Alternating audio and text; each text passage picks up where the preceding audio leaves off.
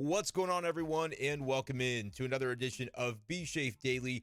Brenden Schaeffer here with you in the late evening hours / early morning hours, because it's now after midnight of Thursday, April 6th, 2023. And we've got more Tyler O'Neill and Ollie-Marmol to talk about. The Cardinals on Wednesday fell to the Braves in the series finale at Busch Stadium 5-2. We do have the Jordan Walker experience to get into a little bit, and we will, I promise. But we have to start tonight with more in the saga between Cardinals manager Ollie-Marmol and outfielder Tyler O'Neill.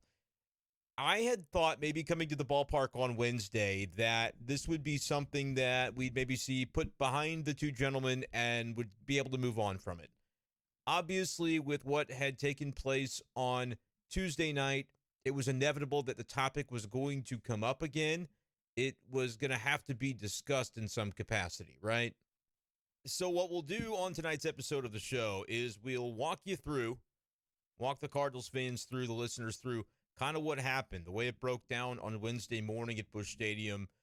I'll talk about some of the things that Ollie-Marmol said. I will play then a clip from Tyler O'Neill himself, because we got a chance to talk to both gentlemen again on Wednesday. And whereas you might have thought, all right, everybody gets a chance to sleep on it, perhaps cooler heads prevail. And it's not as though it was a shouting match Tuesday, right? But maybe the situation Wednesday calms down a bit to where everybody can say, I didn't agree with this, but I see the other side. We're going to move on from it and figure it out behind closed doors. It didn't exactly go that way, because when the media piles into Ollie-Marmol's office, the writers anyway, and the questions are asked that were obviously going to get asked, Ollie sort of doubled down on his stance that he had from Tuesday night, and then that led to Tyler O'Neill making some new claims about perhaps his belief that this could have been handled in a different way, handled in maybe not such a public way. And off to the races we were, back to the keyboards, writing quotes from the player and the manager once again in this weird little vortex that just will not seem to go away. I likened it to, remember the Joe Buck call in Game 6 of the 2011 World Series when I believe it was after the Berkman hit, I want to say. Albert Pujols ends up on third base. He's pointing over to Lance Berkman over at first, and Joe Buck says, they just won't go away. Well, this is the storyline that just won't go away. And so we're going to get into it again tonight on Be Schaef Daily. But I do promise we will give Jordan Walker his due, because even in an ugly series in which the Cardinals were swept by the Atlanta Braves, Jordan Walker continued to be a shining light in the darkness. So we'll talk about him and the start that he's had to the season. And we're going to mention the fact that the Atlanta Braves are really good. Like, if I learned anything this week, it's that the Atlanta Braves are not to be trifled with. And perhaps the sky isn't falling on the St. Louis Cardinals just because of a sweep against the Braves and a 2-4 start to the season. There are problems right now with the Cardinals. There's no doubt about it. This is not where you wanted things to be after 6 games of a 162-game season. However, maybe it's not as dire as it feels is going to be sort of my mantra as we get into it. Real quick, subscribe on Spotify, subscribe on Apple Podcasts. Please subscribe to the YouTube channel if you do anything. YouTube.com/@BSchaeffer12. I've got 54 subscribers over there now, guys. Like, it's big time. But a lot more of you I know listen to the show on audio. And maybe that's the way you prefer to do it. But if you can help me out, even if you never watch a YouTube video of mine, would love to have you subscribe. Just a click away, youtube.com/@BSchaeffer12. And if you love the content, you want to pay for it, I don't know, patreon.com/BSchaeffer12. All right, enough with the intro. Let's get into it. I'm going to read you. This is the way this is going to work tonight. Because these conversations happened during the writers' portion of media access on Wednesday morning, in Ollie-Marmol's office, I should say, it would not be kosher for me to play the audio on here. I don't think that's something that I need to be doing. I can tell you what he said, though. You can read all about it at KMOV.com/sports, basically. The latest Tyler O'Neill article on the website, I wrote it. And here's kind of the way it broke down. We all walk into Ollie's office on Wednesday morning. Everybody knows what's going to be discussed, the topic that's going to come up. I believe Derek Gould broke the ice and said, was there a conversation between you, Ollie-Marmol, and Tyler O'Neill after everything that took place Tuesday, when both of you guys kind of had your say to us reporters? Everybody goes their separate ways. did another conversation take place? And Ollie said that had happened. But then the question of, was there an understanding that y'all were able to come to, or was it still the differing views that you had on the situation? And that's where it gets a little bit fuzzy once again, because Ollie said, well, it's not really differing views, even though Tuesday it certainly seemed that way. But Ollie said, listen, there's a standard, and it's here. And he holds his hand up. If you're watching on YouTube, you know what I'm doing. If you're listening, you can imagine it. There's a standard, and it's here. You meet it, you play. You don't meet it, you don't play. Seems simple enough, right? Benjamin Hockman asked, all right, so is this Tyler O'Neill's not in the lineup today? Cardinals lineup Wednesday, Tyler was not in it. Is this related to the situation that unfolded on Tuesday where O'Neill-Marmol, of course, accused or plainly stated that Tyler O'Neill did not have the adequate effort, was not hustling, did not give the effort on the base running play in the seventh inning that caused the Cardinals to run into an out at the plate there. Ronald Acuna Jr. hoses him down. You had the exact situation you wanted with a lefty pitcher and Tommy Edman coming up, which would have been bases loaded had they held him up at third. Doesn't happen. Inning over. Cardinals were down 3. So we talked a lot on yesterday's episode about why that run really wasn't the important one and maybe should not have been sent. Not even maybe. He should not have been sent in that situation. And we'll get into what Ollie had to say about that, because Lynn Worthy of the St. Louis Post-Dispatch asked a very valid question. The one that really I would have loved to have been able to get to on Tuesday night with Ollie, but in the heat of the moment, it was clear. He was upset with Tyler O'Neill. He wasn't upset with Ron Pop Warner, the Cardinals' third base coach. But the question was asked today. So the situation is unfolding there in Ollie's office, and Ollie is doubling down, essentially, on what we saw the day before that. And I mentioned that Benjamin asked, is it related to all of that the reason that Tyler is not in the lineup? And Ollie said, quote, it's Dylan Carlson in center field today. So he didn't really want to get into it at that point. But Ollie did expand upon the comments because we kept asking about them. I feel like it was inevitable, like I said, that would happen. This is unusual, right, for a very public comment to be made by the manager and then the player to basically say, no, I didn't characterize it that way. And that's how Tyler O'Neill explained it Tuesday night. And like I said, we're getting into the weeds on this already, but go back to the previous episode of B-Shape Daily. Go back to the last YouTube video that discusses Tyler O'Neill and O'Neill-Marmol's spat, if you will, and catch up if you haven't been privy to that video or podcast yet. But if you're caught up, stick with me here, because I thought this was interesting the way this unfolded. Like I said, you sleep on it. Perhaps everybody comes back the next day and feels differently. That isn't the way it played out. O'Neill-Marmol, basically what he said in the heat of the moment Tuesday, that's sort of the way he explained it again on Wednesday morning. This was a case of effort. And anytime, I mean, we tried. Believe me, there were several questions that were asked. Could it have been related to the weather, the slick field, the playing surface? Was that maybe a factor? I had asked whether he understood that Tyler's explanation from Tuesday was something along the lines of perhaps I was just kind of overthinking it in the moment instead of just allowing my natural abilities. He said to go get him the way I normally do was the paraphrase of the quote, and we talked about this yesterday.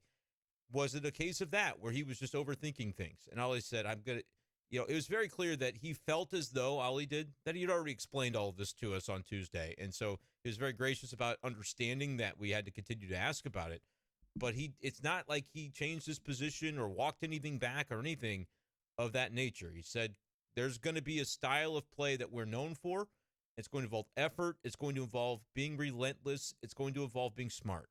And we're going to keep guys to that because that's how you sustain being good for a long time. There are a lot of good players in that clubhouse and down below, talking about the minors. And I love competition. The last thing you want to do when you're in competition is open up a window. That is what Ollie said when I think it was to my question about, hey, was it maybe something where you understood that Tyler's explanation wasn't that he was dogging it, but was that he just kind of froze up, was overthinking it, and didn't allow his natural instincts to take over. And Ollie was like, listen, I don't want to, and this is paraphrasing here, but the way he approached it, he didn't want to give credence to what you might call excuses or alternate explanations for what he saw. He said he saw an effort level that was not what he's used to seeing from Tyler O'Neill. And like I said, every question that was asked was could have been answered in such a way that said, all right, yeah, I could see that. I could see where Tyler O'Neill, maybe that's what happened, and that's an explanation that everybody can live with and we can move on. No, he wanted to be clear that the St. Louis Cardinals have a level of expectation regarding effort that was not being met by O'Neill on that play. And all he said, I'll answer it 100 different ways if that's what you guys want me to do. But he felt like he was being pretty clear from the word go. The first question that he answered at the podium on Tuesday night, to his credit, I don't really think his stance ever changed very much. Now, do I agree with everything that he said and all the positions that he held? No, not really. I explained last night that I didn't think it was, especially to the egregious, significant level that was being accused there, an effort play with O'Neill specifically. I could see the angle of it, certainly, that it wasn't 100%, but did I, and maybe I'm just gullible, maybe I'm naive, but did I buy into, I would say a little more than the manager did, the notion that there were other things at play where O'Neill, the execution was bad. He failed in the execution of his role in that moment. There's no doubt about that, and that's something that you can analyze and talk about.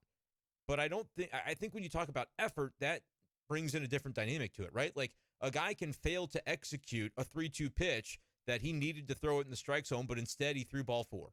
That can happen. I don't think it's a willful, intentional thing. You're a baseball player, and some days you're better at baseball than other days, and you fail to execute on the days where you're not so good. Pitchers have that happen. Hitters have that happen in the batter's box. Fielders make an error, and that would be comparable in my mind. Base running is kind of the same thing, but there's a difference when it comes to base running because you can first thing you got to look at is, well, is the guy hustling? Is the guy giving it his all? And I don't know. I asked Ollie if there was a specific spot in the moment. Like he said, he talked about looking at the overhead view and seeing it and not seeing the effort level that he needed. And that's when I asked, was there a specific moment of that? Because I tried to get this from Tyler on Tuesday, and it was just not a super clear answer. And I think Tyler at his locker, cameras in his face, probably felt a little bit ambushed where it's like, all right, I would love to be able to articulate, but how many among us would be able to, with 10 people holding microphones in your face, always articulate it exactly the way we want? Yeah, it's probably not an ideal situation to be in. And I do feel for Tyler in that moment because it all did develop very quickly, right? He had known that Ollie was upset with him because Ollie told him so. But then Ollie tells it to the media, and that goes on television, and then everybody's going in there to ask Tyler O'Neill about it. So it all developed pretty quickly, and I won't speak for Tyler O'Neill. Maybe he said exactly what he wanted to say. But if he had it to do over again, could it maybe have, had a little bit more of a game plan if it didn't just develop just like that? Maybe so. I'm just trying to think of the possibilities here. And so, that was something that was at play as well. But when it came to the question of whether there was a specific moment within that play, the primary lead, the secondary lead, there just wasn't a, what do you call it? A smoking gun. There wasn't a smoking gun from O'Neill-Marmol that was like, oh, that's the spot that I don't like. He said, no, it was the primary, the secondary, the effort, all of it. Wasn't a fan of it and was clearly maybe not very much a fan of my question. But I think people were curious because watching it, we all watched it and saw it didn't look right. There was no disputing that. But I couldn't pick out the moment where it's like, yeah, that's where he's a step slow. I think the point from Marmol there was, Brenden, if you're watching it, the whole thing was a step slow. And it was. And that's been attributed to effort. And I think it's kind of hilarious that as a media group, a fan base, or whatever you want to call it, as baseball enthusiasts, we have all undoubtedly watched this overhead view. I mean, Matt Pauley posted it to Twitter, which I'm thankful that he did. But we have scrutinized the heck out of this thing. I was watching it again today and picking out things that I was like, oh, I wonder if this was, maybe we're overthinking this, I think is the bottom line. The comments were rather inflammatory from both sides just because of the nature of they were going against one another. One guy describes it this way, and when the player doesn't kind of fall into line with what the manager said, that inherently is going to bring up a controversy. And so that's why we're still talking about it. But could we step back for a moment and go, all right, are we way the heck overanalyzing this play? Probably so. But there's another aspect of it besides the play, O'Neill, the hustle, all of it that I focused on yesterday and wanted to continue to focus on today. And then we'll hear from Tyler O'Neill before we wrap this up and start talking about some Jordan Walker and some other things. The question came from Lynn Worthy of, hey, we didn't really ask a ton of it yesterday, but what do you make, Ollie, now that you've had 12 hours or whatever to kind of think it over, of the decision to send Tyler O'Neill in that spot? Because I talked about it yesterday on the show, and I said it was a bad send. That should not have been sent by Pop Warner. Not because I didn't think he could make it, but because that's not the point.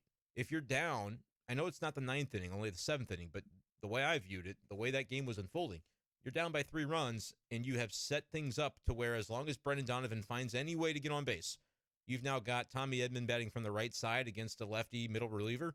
Perfect. Bingo. Like, that's what you want if you're the Cardinals. And then not to mention Dylan Carlson from the right side, if Edman should reach Goldschmidt, Arenado, et cetera, et cetera. It's a very good situation that could ultimately produce 3 runs. So if it's still 4-1 when Edman comes to the plate, that's okay. But you've got to find a way to get him to the plate. And the only way to take that away from the St. Louis Cardinals in that spot is to have a toot plan thrown out on the bases like a nincompoop. You can't have it in that spot, and they sent him around third. But here was the response from O'Neill-Marmol. He basically said, our view is that, and he talked with Pop Warner about it, but the view is that if Tyler O'Neill is hustling, is giving the effort level to his capacity, like they're used to seeing with someone like Tyler, then they believe it would not have been a close play at home. It just would have simply been Tyler O'Neill is safe at home. That is the way it was characterized by O'Neill-Marmol. I fervently disagree with that take. I respect O'Neill-Marmol. I think he's a very smart manager. I don't agree with his take on this one because you got to consider that it's Ronald Acuna out there. And so even if it's a perfect jump, a perfect read, everything about it from O'Neill is great. He rounds the bag with the crispness of the morning cereal before you put the milk in. It's still not a play that I feel comfortable saying, oh, it's anybody in baseball is going to be safe there for sure. I'm never going to say that because the guy in right field can do things that other people cannot do. And if he happens to do it on that play, which wouldn't be an upset, I would say he's probably favored to do it if you're talking about putting some odds on it. He's already done it to Contreras at second base. It's a little further to home plate, but so be it. I mean, Acuna has that kind of arm. I can't assume that there is any universe in which, even if Tyler O'Neill busts it at 30 feet per second, like he did pretty much all of 2022 when he ranked 15th in MLB in sprint speed on the StatCast leaderboard, even if he's doing that, I cannot fathom you saying, yeah, it's a guaranteed he's going to be safe at home. So when you talk about risk-reward, there is no risk-reward because he's going to be safe. There's no risk. I don't see it that way. I struggle to buy into that. At the very best case scenario, it's a bang-bang play where you've got maybe a 70-30, 60-40 advantage. Give him an 80-20 advantage. How do you want the breakdown to go? I still say it's a bad send. You could give me 90-10, and I'd say if there's a 10% chance that Tyler O'Neill is thrown out there by a miracle throw, can't take it. Because I think this is your best chance at tying this game in the 7th inning. If you haven't tied it by the 7th or at least cracked into it maybe 4-3, I don't think you're winning the game at that point. So I'm playing it conservative in that spot, and I know coming into the play that I'm going to because it's a situation and the awareness of who's in right field, what's the score, who's on deck, who's pitching. Is it a 3-batter minimum? No, he's going to have to stay in the game because they just brought him in to face Donovan. All of those things would be a factor. So, yeah, that's the official stance for the team. I don't think just throwing Pop Warner under the bus is necessary. Ollie has certainly gone in the other direction from that and has made sure to shield him from any criticism here. He even said today, third base coach, in his opinion, harder job than being the manager, hardest job on the field in O'Neill-Marmol's opinion. And he said, I don't want any part of that. You could take it. But, it is one of those things where when plays like this happen, the scrutiny is going to come upon that position. And I think in this case, it was a bad send, which it doesn't. I mean, again, fielders make errors, batters strike out, pitchers walk guys when they really can't afford to. Sometimes third base coaches make tactical mistakes. It's not like he's going to have to be infallible. He's a member of the team, just like anybody else. And so I think in this case it was a bad send. But it's one of those things that life goes on, right? It is a difficult job. I don't envy being the third base coach. You got to kind of trust in your instinct in those moments. And I think the way Ollie described it after a conversation with Pop Warner, the instinct was, I know what Tyler O'Neill normally does. So if I'm, he said it's hard to cover. You can't try to be coaching in a way that's going to cover up for somebody's mistake. You're coaching in a way that assumes what his standard is. And they know Tyler O'Neill's standard. And whether it was effort or just a mental block or something that happened in that moment, he was not operating to his standard. I think we all agree on that, having watched the play. And so it's one of those things where he said, if you're the third base coach and you're planning on X, Y, and Z happening because that's what X, Y, and Z occurs from this player all the time, and then you don't get that level of effort or execution, you're screwed. And there's not a whole lot you can do. So I think that's sort of the way it played out a little bit. But I want to play Tyler O'Neill's words because it did add an extra layer to this that a lot of people, I think, were picking up on. If you look at social media and the like, people, I saw a lot of folks kind of siding with the point that Tyler O'Neill made here. And so this was a question, hopefully I've got it queued up properly, from Jim Hayes at Tyler O'Neill's locker after we spoke in Ollie's office. And here's Jim's question and then the answer by Tyler O'Neill. And stay tuned to the end of his answer where he kind of gets into some new ground that we haven't heard before. Is there anything you can do differently or will do differently, I guess is my question. I'm just going to continue to get my work in, get my reads in, make sure I'm getting that right jump off the bat and cutting the corners as good as I can. Giving it my best effort every time. I got up through the minor leagues and into the big leagues playing hard and playing scrappy, and that's who I am, that's my character, and I don't ever want anyone to take that away from me. These conversations definitely could have been had in-house and not gotten out on the loose like they have. Should have been handled a little differently in my opinion, but who's to say? All right, so there was Tyler O'Neill. That's new ground, right? What he had to say there toward the end, hey, in my opinion, these conversations could have been handled a little differently. Maybe handle them in-house, not let them get out on the loose like this, which that process did begin with Ollie's TV interview at the podium Tuesday. That's where we're not in the clubhouse. We're not in his office. That's going out on TV. He's at the podium answering post-game questions like he does after every home game. And, yeah, from there, the ball did begin rolling down the hill, and it was kind of impossible to stop at that point. It had gathered too much momentum, and it was going to get to its logical resting place one way or another. And we may still not be there. But that was something where I think people sort of took the side of Tyler O'Neill and said, there may be some credence to that.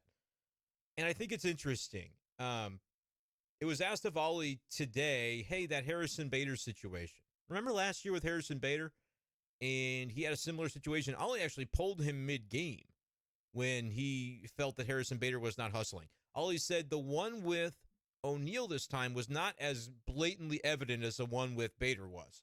That to him was just clear as day, and so he knew right then and there, like, he's gone. We're not gone as in traded. Ollie was asked if he liked the way that played out, and I totally understood what the question was because it was intended to mean, did you like the way that Bader responded to that moment and basically owned up and said, yes, I didn't hustle. You're right. That can't happen, and it will not happen again. And Bader turned it around, and it was not that he was traded because of that. I think was Ollie's concern in hearing the question was that it was being characterized that way, and it kind of led to a funny moment. But no, that was not the characterization, and that wasn't the way. That's not why Bader was traded. I'm just telling. I mean, the Cardinals needed pitching. They had a bunch of outfielders. It meshed up, and now they've got Jordan Montgomery under team control for this year. Look at the roster the way it is now. Aren't we talking about the Cardinals having a bunch of outfielders who are all kind of in the same bucket? Did you need Harrison Bader added to that bucket? Probably not. From like a roster construction standpoint, okay, did you need Jordan Montgomery? Yeah, imagine where the rotation is with one fewer starter, for goodness sake. That's not what anybody wants. So, no, Bader was not traded for that reason. But the question was sort of, did the positive response, did the way that Bader handled that reinforce for Ollie Marmol that this is the way to handle player interactions when something like this comes up? And Ollie said, no, that didn't embolden me to maintain this approach. this would be my approach regardless, is the way that O'Neill-Marmol feels. He says, I am who I am, and my management style is my management style. Like, if I see something, I'm saying something. And in this case, he felt he needed to say something when it came to what he perceived as, improper effort from Tyler O'Neill. However, could it have gone down in such a way that he's asked about it after the game? He said, we didn't like the way that looked, and we're going to address it internally, and then sort of shield off the questions from there, chew out Tyler O'Neill behind the scenes if that's the way he wants to approach it. But I think for Tyler O'Neill, it got a little bit rough there because, like I said, it happens publicly. Then he's got to answer it publicly, knowing that everybody just heard him sort of go under the bus in that regard, and it spiraled from there. I think, I'm not even making a commentary about the type of personality or person Tyler O'Neill is to say, well, the word fragile, if you feel like, well, he's fragile for not being able to stand up to these comments, I don't know if that's a fair characterization, but I would say that, like, put yourself in his shoes, it can't have been very fun. Like, you're suddenly under the spotlight in a very public way, whereas otherwise it could have been more of a private way. And so I can understand there are Cardinals fans who look at this and say, that's where you lost me on this one. I don't think it needed to happen so publicly. I could see it both ways. There is a motivating factor to it in doing it publicly, right? Like, O'Neill-Marmol didn't mince words when it came to Harrison Bader and told everybody, what's what, why he got benched, what the expectations were, and he turned it around. But maybe it's different management styles for different players. If Tyler O'Neill is maybe not going to respond to it the same way, you maybe approach it differently. But you can't also know in advance how an individual is going to respond to things. That you can't read minds, right? And so the situation is what it is at this point. And from a Tyler O'Neill perspective, like, he came into the game, he pinch hit and stayed in the game on Wednesday. I think it's one of those things where if it is not freaking 5-6 days into the season, it's much smaller of a deal, even if it was approached the exact same way by everybody involved. But because it's like the very beginning of the season, it just feels like it's got that extra layer of magnitude. This is going to go away. It is. It's not going to be something that I think lingers the entire year. It's going to die down. Is it uncomfortable right now? Yeah. Is it magnified by the fact that they were swept in the series? Absolutely. Like, if the Cardinals are winning games, we're not asking about this as much. But how many different ways can you talk about, hey, the starting pitching gave up multiple runs in the first couple of innings again? I mean, it's the same thing every day for, like, I don't know, 4 or 5 days in a row. It's Groundhog Day all over again. So because they're losing, it's magnified even more. And I think that's just coincidental. So I do think this is something that ends up going away. Do I think there might be a point by Tyler O'Neill to say, hey, this could have been done in a different way? Sure, but, he's not the manager of the team, and all he's going to, again, he's going to do what he thinks is best, and I have, in the past, almost always agreed with O'Neill-Marmol. In this case, I disagree with certain aspects of the conversation. Above all, I just don't agree with the notion that he would have been safe regardless if he was hustling. I don't think that's true, and you'll never convince me that the risk was worth the reward on sending him. That is like a tactical baseball conversation. The rest of it, whether he hustled or didn't, or is upset because the manager said he didn't hustle, we've scrutinized that to death, and so we're gonna kind of leave it here. But it was interesting for a couple of days, right? Like, that is not something that I expected to happen in the early portion of the season. And if we see the Cardinals go on to have a really crummy April and they're in third place in the middle of May and June, and we might look back on this and say, yeah, that might have been a point where things kind of took a sour turn after a really good opening series. Cardinals couldn't hold up against what you would consider elite playoff caliber competition against the Braves, and look where they went from there. Nowhere. I don't think that's going to happen. I think you look at this series against Atlanta, super close to it could have been a 2 out of 3 for the Cardinals, legitimately. First of all, the O'Neill play, if you don't send him, I think Tommy Edman probably drives in a couple of runs there on Tuesday. Cardinals might win that game. Wednesday's game, Cardinals lose it 5-2. You had some very similar circumstances where hard hit balls did not find holes for the Cardinals. And in fact, they did the opposite. Paul Goldschmidt hit one over the fence. Michael Harris, the center fielder, he brought it back into the ballpark.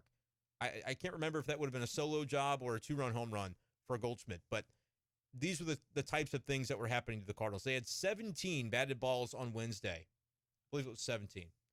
95 miles per hour exit velocity or higher. It was like 10 or 11 if you go like 99 and above. But 95 is still a pretty good poke. And obviously all those can't be ground balls or you're not really doing much. But I'm just trying to demonstrate, like, they were hitting balls hard. You had the one from Goldschmidt that was over the fence. I'm pretty sure Michael Harris brought it back. I'd have to check the replay more closely, but I believe that's what happened. Then in the ninth inning, you had Nolan Gorman hit a line shot to first base. Matt Olson dives to his left. Or I shouldn't say that. He steps to his left, and then once he has secured the ball, dives in the same direction and tags the base with his glove to double Arenado off first. 2 outs on what very easily could have been, if he's not holding the runner on or standing a little closer to the base to sort of keep Arenado honest, it probably is a double into the corner, and it's runners on second and third. And by the way, the next 2 guys also hit doubles. So maybe it wasn't the next 2, but Carlson and Jordan Walker, in whatever order that took place, doubled. So the hard hit balls are there. The Cardinals had one game of their first 6 where they didn't have 10 hits. That was today when they had 17 batted balls of 95 or more miles per hour off the bat. So for me, the offense is in a really good spot. They're hitting balls hard. You've got guys contributing up and down the order. I think they're going to continue to find ways to score more runs. They scored 3 runs in the last 2 games. That is very bad BABIP, very bad runners in scoring position, batted ball luck sort of stuff. I think it's just simply going to turn around. And the base running mistakes that have been made also cost you. Paul Goldschmidt made one today. I don't even think Pop Warner sent him around on this one, but it was one where it's like, it's basically the infield fly play from Pete Kozma in 2012 in the wild card game, except there were 2 outs. And so Goldschmidt is running the entire way, and it's a situation where, okay, if you catch the defense panicking, maybe you can steal a run. He was out by a long margin. It was not a great send by Paul Goldschmidt. I don't think he was waved around. I'd have to look again at that, but I don't believe he was. It was just one of those where he's trying to make a play. But it's not like he's not hustling, right? I mean, that's too where the whole thing with O'Neill, you get into dicey territory, because what happens if the next day a play looks identical to that and you go, hey, was Paul Goldschmidt hustling? The joke's kind of right themselves. Nobody's going to question the hustle of Paul Goldschmidt and the heart of Paul Goldschmidt. So that's where you kind of set yourself up for the potential of having a little bit of egg on your face there if you're Ollie-Marmol or the Cardinals. But Ollie-Marmol ain't worried about the criticism, nor should he be. I mean, he is stone cold. He's going to stick to his guns on what he thinks is accurate and right and true. And the Cardinals are going to move on with him and move on with Tyler O'Neill as well. It's just going to be what it is. As I said, I didn't want to get back into that, but I sort of forgot about the Goldschmidt play that happened today. It's like, is there anything that could have been more unfortunate to set up some Twitter jokes than Paul Goldschmidt running into it out at home plate by 15 feet, the way it happened on Wednesday in the aftermath of the O'Neill thing? The answer to that is probably not. I don't think there is. But hey, let's talk about some good things. The Cardinals starting pitching. No, I'm kidding. Let's talk about Jordan Walker because he's been fantastic. He's part of that group, that offense that allows me to believe that the Cardinals are going to be just fine when it comes to the run support and the scoring kind of leveling out relative to the hard contact that they've been able to produce. Jordan Walker is 8 for 24 on the young season. I don't know, he's got like 5 RBIs or something. He hit his first home run of the season on Wednesday. Also had an RBI double. He was the offense. The solo home run and the RBI double to drive in Carlson in the ninth. Those are the 2 runs the Cardinals scored. Hitting .333 on the year. OPS is handily above 800, I believe, at this point, like 830, 840, whatever it is. Jordan Walker's been fantastic, and he legitimately could have a 400 batting average if he had a little bit better batted ball luck. He's hit the ball hard, has hit into some hard outs. He's just ready. I mean, the Cardinals made an absolutely fantastic decision when they said, oh, Jordan Walker's kind of struggling later in spring camp. Don't care. He's coming with us. I know that was one that was like, all right, is there something to the struggles there? Why is he having a hard time? No, they said, we've seen enough to know the way he handles himself. It's the same whether he's struggling. It's the same whether he's going good. He's steady. He is a St. Louis Cardinal. I mean, he is exactly personifies what the Cardinals are about. He's 20-year-old Paul Goldschmidt. Like that's the way he approaches things. I really do believe he just does not let the hype or the noise or any of that get to him. And so he's special. He's going to be special for a long time. He's gonna get to where he's just must watch television. You got to watch his at bats because you're going to miss something exciting, special if you don't see him. So I don't know what the point is where he gets moved up in the batting order, but I honestly don't think you need it right now. I think everybody is sort of acclimated into their spots for the most part. You don't need to do. I mean, you'll line up Tinker, go for it, but I don't think that's an area of emphasis just yet for the Cardinals. Even though you have 3 runs over the past 2 games, like I said, I think there's an explanation for that. What's the explanation, though, for the pitching and the way, in particular, the starting pitching? Because the bullpen has not struggled. The bullpen has actually been very, very good. If you look at what they've been able to do the past few days in situations where the starting pitching did not put the relievers in a great spot. Today, Michaelis ends up going 6. It's the longest outing by a Cardinals starter this year, which is not saying a lot. But then it's Packy Naughton and Chris Stratton coming in again and throwing 3 scoreless innings. Those guys have gotten their work in this week because of the fact that they're sort of the guy from the right side and the left side that you're angling to have those fellas give you innings when you're trailing in a game by a couple few runs. It's not ideal that situation has come to pass multiple times over the same week, but it's like they've got rubber band arms. They'll go out there and throw for you whenever you need them. So underrated performance, I would say, this week from not just those 2 guys, Stratton and Packy, but the bullpen in general has been really solid for the Cardinals. You can go back to Tuesday's game. Steven Matz gave up 4 runs in 5 1/3. You got Verhagen, Palante, Gallegos to cover 3 2/3 innings for you. And I think you even go back further than that. I think it was Stratton and Packy the day before that. So they've done a great job. Starting pitching has not. We've now been 1 turn through the rotation, plus Michaelis has made his second start, and there hasn't been a good one among the bunch, obviously. I guess you could say that Jordan Hicks, or why can't I talk? What's wrong with me? I guess you could say that Jack Flaherty's was the best of the group, and he had 7 walks and a hit batter. Granted, no runs over 5 innings, and Jack Flaherty, still to this point, is not allowed a hit in his season. So that's kind of fun. But really, it didn't look the way that it needed to look for any of those guys. But what do you chalk it up to? Do you chalk it up to the Blue Jays have a very potent lineup, the Braves maybe even more so, and that's just one of those where you're okay with the struggles? You don't want to be okay with it, right? Because people say, well, it's just a couple of tough teams that you caught at the beginning of the year. That's why they struggled. All right, if the Cardinals are going to make the playoffs, what kind of teams are they going to face? The good ones. What happened last year when they faced a good one against the Philadelphia Phillies? They lost. It wasn't because they got pounded in terms of the pitching getting roughed up. The starting pitchers in that 2-game set did their job, really. Quintana did a great job. I think Michaelis was the other one. I can't think back all the way to last year. Was that 2022? It's a long time ago. I just had a baby at that point. Well, my wife did. And so I don't really remember that series all that much. But what I do remember is that starting pitching was not really the issue. It was kind of the offense in that one. But what happens if you get into the playoffs this year and you're facing some of those teams and you don't have the bona fide starting pitching to get it done? Well, a lot of Cardinals fans are wondering that right now. But what I would say is they'll figure that out in October. Like Jack Flaherty could look great by October. Miles Michaelis could be rounded back into form by October. Steven Matz could look better. I know that after Tuesday's start, you maybe not super confident in that, but I thought actually Matz got better as he went along. Was able to kind of leave some of the trouble in the first innings and then fill some good innings for the Cardinals from there. I still have hopes for Steven Matz to have a very strong season, but I can understand if you're a little skeptical of that, having just seen his track record over last year when he was injured. Keep that in mind. Didn't pitch a whole lot with the injuries, and then so far this year with the 1 start. But that being said, I do think there is something to the schedule is going to ease up a little bit for the Cardinals at some point.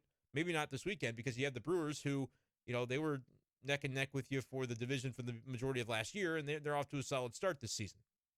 That being said, I do think that the Cardinals pitching is better than it showed so far. I'm talking starting pitching right now. Better than it showed so far this season, but maybe still fair to have some criticisms or some concerns about because is it ever going to get to, as it's currently constructed, the heights of some of the true contenders in the National League? Maybe not, but keep this in mind. The Braves just whipped up on the Cardinals with Dylan Dodd, I think that's his name, and Bryce Elder was the pitcher on Wednesday. So they're dealing with pitching injuries. Max Fried is on the shelf. Like, they've got issues. I know they've got Spencer Strider still healthy, but there are teams that are going to go through injuries just the same way the Cardinals are, and the Cardinals have lost Adam Wainwright to this point. You may have said, well, I don't think Wainwright was going to have a great year. Well, we'll see. He's throwing bullpens, and he's going to be ramped back up pretty soon, I think, for the Cardinals. I just think it's one of those where you got to let it play out. The Cardinals are going to stick with the same rotation that they had. O'Neill-Marmol said they're just going to roll it back through. No changes being considered at this point in time, which I think is right. Let's see how it looks after a couple outings for everybody. Who are you really going to take out of the rotation is the other question. Like, I guess you'd say Jake Woodford, but he earned the spot. Like, that, they wanted him to take that opportunity and see what he could do with it. Matthew Liberatore, if he keeps pitching well, could be a candidate to swap in there. But I think it's a little bit too early for those conversations. And so when you get into this Milwaukee series of the weekend, they're gonna roll out the same guys that you would have expected it to be. When we get into Thursday, if we can maybe do a podcast on Thursday night. I've got my bowling on Thursday night, so it'll go up pretty late if I end up doing it. But there is no Cardinals game on Thursday. I will focus more on this topic, the starting pitching, and how bad of a situation is it really, and how maybe unsustainable. And should the Cardinals have done more? I think that's what a lot of fans are pointing to and saying, who possibly could have seen this coming? That, the starting pitching for a third year in a row is going to need to be supplemented at the trade deadline. That's already what it feels like, and it's early April. But should the Cardinals have done more in the offseason, I think is a question that we might be able to tackle on Thursday, because a lot of people are wondering about it. And so since there won't be a game to talk about, there might not be a whole lot of news. You never know. There could be more news that comes out on Thursday. But that's kind of what I'm looking at maybe for an episode Thursday. If I can get it done during the day, that would be even better for you guys. But kind of stay tuned for that. I'm not going to spoil too much of that conversation right now, because I do think it'll be fun to talk about the pitching when we can just focus on that for a full episode. My Cliff Notes version is it as bad as it feels right now? I'm going to say no. But does it feel good right now? Of course not. I mean, it sucks to see the team down before they can bat in almost every game. Like, it happened every single game of this Atlanta series where they gave up runs in the first and second inning. And so you come to bat in the bottom of the first inning, you're already trailing in the contest. It's not very conducive to being able to come up with a winning record. And lo and behold, they did not win the series, nor did they even win a single game in the series. So that's where the Cardinals are at right now. They're 2-4. It's not an ideal situation, but it's a long season. And I think the offense is still going to be, like, I have not soured one bit. Not even, like, if I was a 10 out of 10 in confidence level before Tuesday, when they started kind of lulling a little bit in the scoring department, I'm still a 10 out of 10. Nothing has changed on that front. And, hey, at some point, too, you'll even get Lars Nootbaar back, which will just, I think, because I'm high on that player, I think will add to the allure and the possibility that the Cardinals end up being really a juggernaut when it comes to their offense.